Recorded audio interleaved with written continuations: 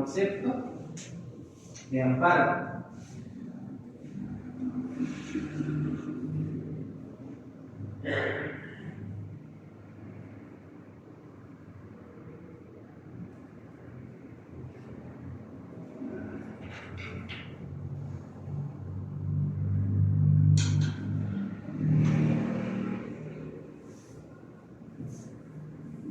Es el mecanismo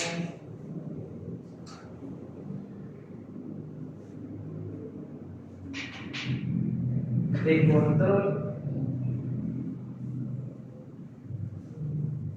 constitucional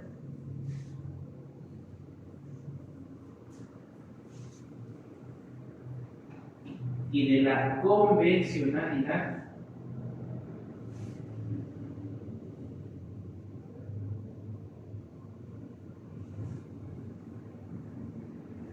para la defensa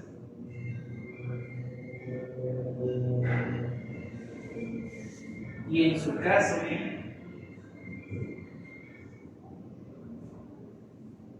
restitución de los derechos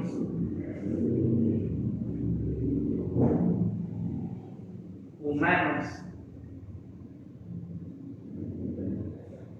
reconocidos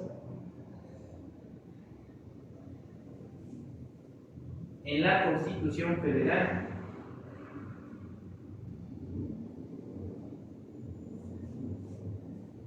y los tratados internacionales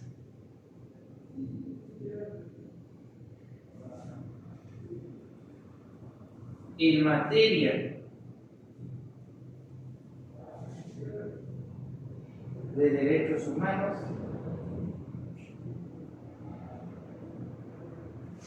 de los que México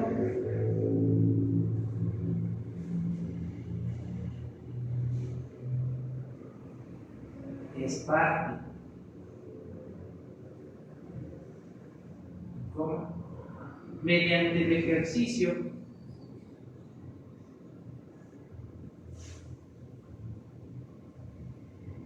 de un derecho público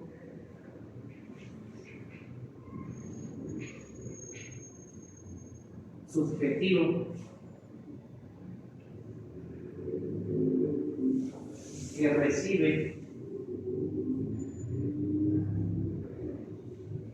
el nombre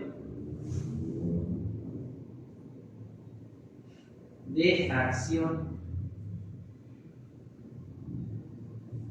de amparo. Bueno, también cuando en su momento les di la clase de teoría general del proceso, hablamos de la acción como género y decíamos que era el derecho público subjetivo para incentivar o poner en movimiento al órgano jurisdiccional. Entonces, trasladado esto al mundo del amparo, entonces para que yo pueda poner en movimiento a los tribunales de la Federación, llámese Suprema Corte de Justicia de la Nación, llámese Tribunal Colegiado, llámese Tribunal de Colegiado de Circuito, Colegiado de Apelación o Juzgado de Distrito, requiero, ¿verdad?, del ejercicio de ese derecho público subjetivo, que en este caso se va a llamar acción de amparo. ¿Y cómo voy a materializar esa acción o cómo incentivo al órgano jurisdiccional? Pues a través de la demanda de amparo. A través de ese mecanismo voy a poner en movimiento al órgano jurisdiccional. Entonces, en conclusión, ¿qué es el amparo? Pues es un mecanismo de control constitucional, o sea, de la Constitución, pero ahora también de la convencionalidad, porque ya no solamente debo tomar en consideración lo que dice la Constitución, sino también los tratados internacionales, pero no cualquier tipo de tratado internacional, lo dice la Constitución, en materia de derechos humanos, ambos forman parte del bloque de la Constitución. Y me dice, para la defensa y en su caso, la restitución. ¿Sí? ¿Por qué me dice defensa y en su caso restitución? Porque obviamente, dijimos, son mecanismos de control constitucional que nos van a permitir defender, ¿verdad?, la Constitución, y en este caso en específico, todo lo relativo a los derechos humanos, ¿sí?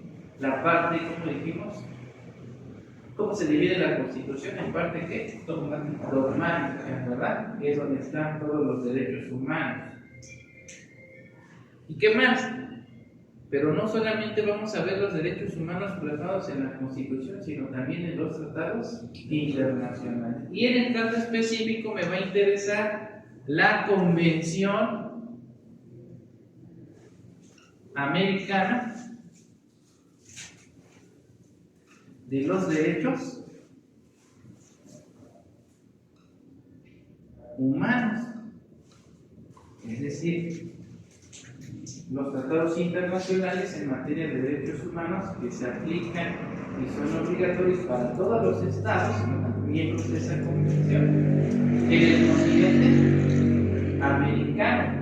Por eso es que las determinaciones que en su momento emite la Corte Interamericana de Derechos Humanos pues llegan a perjudicar a México, ¿verdad? Sobre todo cuando México es parte de un conflicto, como acaba de suceder hace unos meses con lo de la prisión preventiva oficiosa, ¿sí?, donde México suscribió, en este caso, la Convención Americana, y donde se desprende en este caso que la privación de la libertad debe ser una regla excepcional y solamente prevalecer en casos excepcionales, y cuando el Estado mexicano, a través de lo que dispone el artículo 19 constitucional, limita a los jueces porque no les permite analizar si se encuentra justificada o no la necesidad de la cautela y la tienen que poner sí o sí, o sea, de manera oficiosa, dice la Corte a México, estás violentando los derechos humanos de las personas, y si bien es cierto es constitucional, lo que le obligas a hacer a tus jueces es inconvencional, porque va en contra de la Convención Americana de Derechos Humanos. Entonces, gobierno mexicano te obliga a reformar tu derecho interno y lo tienes que adoptar aquí a la Convención Americana de Derechos Humanos. Entonces, cuando yo promuevo un juicio de amparo, ya no solamente voy a hacer argumentaciones de constitucionalidad, sino ahora también de la convencionalidad. Entonces, necesariamente tengo que echar una estudiada a la Convención Americana de Derechos Humanos. Y obviamente ha habido más acuerdos, anexos, ¿no? Hay protocolos especiales para la tortura, para la presión de los menores de edad, las mujeres, ¿sí? Entonces, tengo que analizar más las cuestiones de los tratados internacionales, ¿sí? Por ejemplo, ahorita yo estoy ventilando un juicio de amparo, promoví un amparo contra la aplicación de lo que es el reglamento del régimen disciplinario de la Fiscalía General de Justicia de la Ciudad de México, donde yo argumento, además de cuestiones de constitucionalidad, en el sentido de que no puede ser juez y parte, bueno, también tus consejos de ley para mí son tanto inconstitucionales como inconvencionales. No es posible que una propia autoridad sea quien investigue y resuelva si eres responsable o no. O sea, no puede ser juez imparte. Y dentro de la Convención Americana se establece un principio de que todo ciudadano tiene derecho a ser juzgado por un tribunal imparcial y autónomo. Y aquí se está violentando este principio, cuando por ejemplo la Fiscalía es quien investiga, pero también quien va a resolver si eres responsable o no. Entonces no hay objetividad, al contrario, están actuando de manera que parcial, ¿no?